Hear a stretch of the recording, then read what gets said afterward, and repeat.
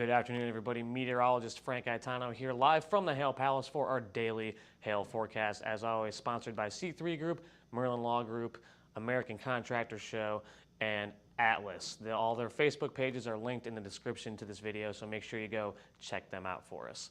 Going right into our weather headlines. Oh my God, we had a hailstorm that actually hit people. So I will talk about that in just a second, where we did make our 3-star map last night. We do have another risk out west today in the Intermountain West for the Idaho and Montana area, so we'll take a look at that as well. And then we'll once again address the opportunity for a big cool down here in the center part of the country. I'm looking forward to it here in Oklahoma City, so we'll take a look at a couple graphics concerning that. So getting right into our hailstorm highlight here, we had Liberty Lake, Washington, Hauser, Idaho, I think that's how you pronounce it, and Wallowa, Oregon.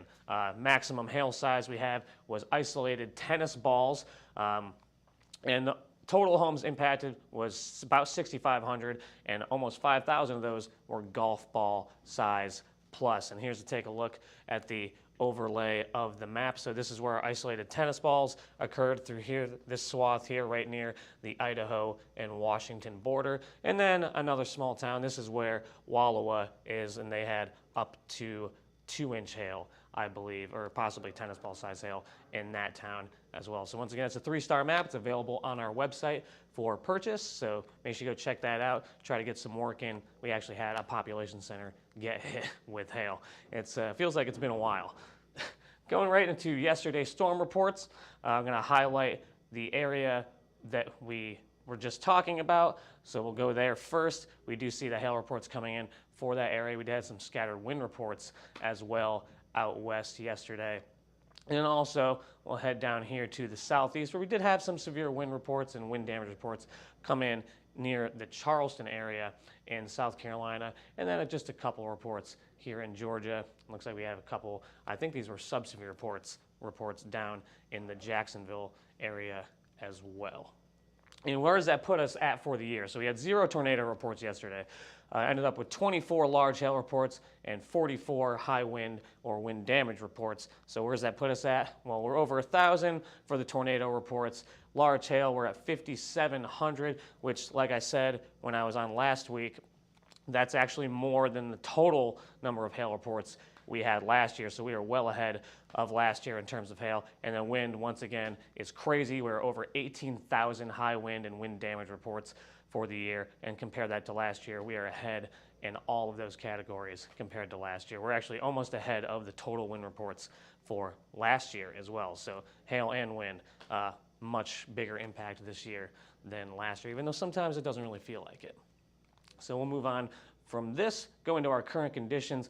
Pretty nice conditions here across most of the country. Here in the center part of the country, do have a complex of some weak thunderstorms moving through the Midwest. And then we'll zoom into our risk area for today. Just some scattered showers going on right now. We do expect thunderstorm development by about 3 p.m. Central Time, so it's about 1 p.m.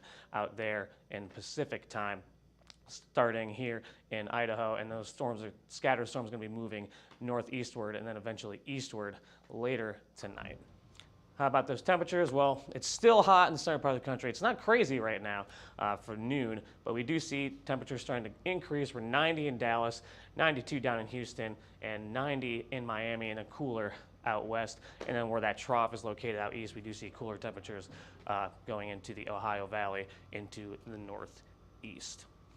And how does that feel with the moisture? Well, here's our muggy cast, and anywhere you see a smiley face, it feels nice and pretty self-explanatory. Oppressive down in Houston, and very humid here in the southeast into Florida, and nicer as you move further north into the Midwest. And how does that feel? Here's our current feel-like temperatures. It's still under 90 here in Oklahoma City for feel-like temperatures, so that's not as bad as we have been. In the 80s here across the central part of the country, and then in the 70s as we move further north into the Midwest. And then out west, it also feels pretty nice, 75 in Albuquerque, and then a little bit more oppressive down in Florida. And like we just mentioned, in Houston, southern Texas, doesn't feel too great down there. Going into our significant hail model for today, so we showed you this yesterday. Anywhere where you see these colors popping up is a better chance for the conditions are more ripe for significant hail. So around golf ball size is what we're looking at for today, and we'll see those colors move in through the evening, and then are still sticking around here around 8 p.m. And once we get later on the evening, we do see those colors start to fade a bit. They do pop up in the morning, but I don't expect any thunderstorm development there around 6 a.m. in northern Idaho. So we're looking at this afternoon and evening for the best possible chance for hail up to golf ball size, looking at this model data. And we'll hop into the radar here. As we move this forward into the afternoon, I mentioned storms popping up around 3 o'clock Central Time, moving northeastward. Storms popping up around Boise, up into western portions of Montana. And then those storms are going to band up this evening in Montana, and it's going to become a little bit more of a wind threat as we get later on in the evening as those storms transition to the northeast through the Great Falls area. So Great Falls, better chance for wind today than hail, and the further west you go, we're going to see a better chance for hail over those strong winds. And so we're going to let this pull through to the early morning hours, and then we're going to hop into what our hail forecast actually looks like today. And I did include the orange in the hail forecast for today.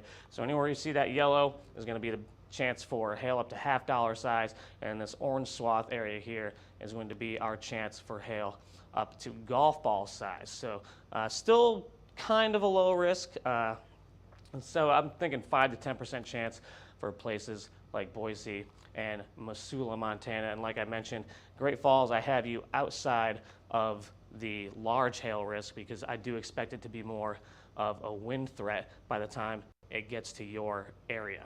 And we'll take a look at what that wind threat looks like here.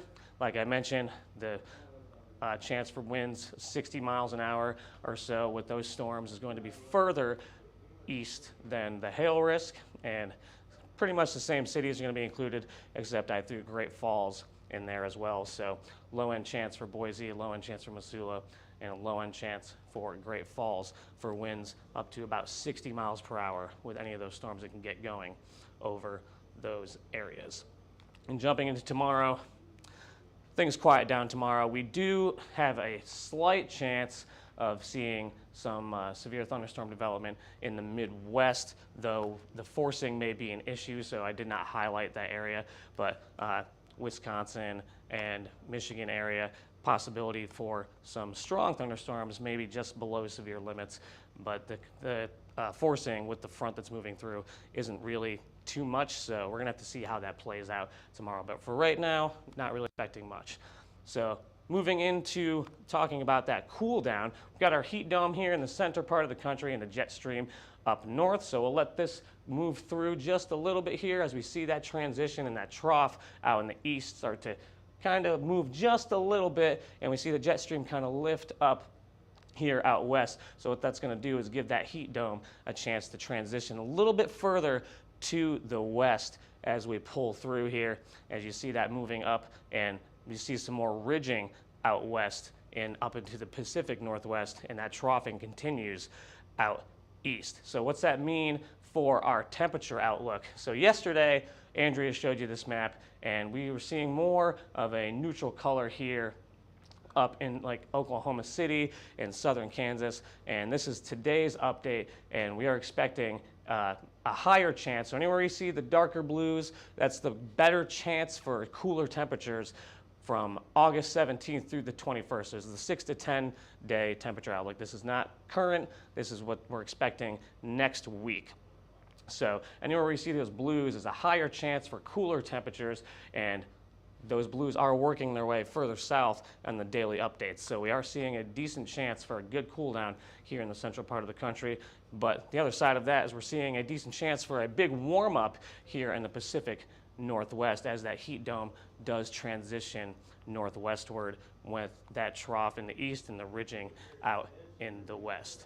But make sure you stay updated with us. We'll keep you updated on that potential cool down. Follow us on Twitter, Facebook, Instagram, YouTube, and TikTok. We are at HailTrace for all of those. And if you want to get in contact with us, you can give us a call, 855-334-4245. You can email us at info@hailtrace.com or go straight to our website, www.hailtrace.com, to find out more about who we are and what we can do to help your company. I'm meteorologist Frank Gaetano. Everybody have a great rest of your Friday and a great rest of your weekend.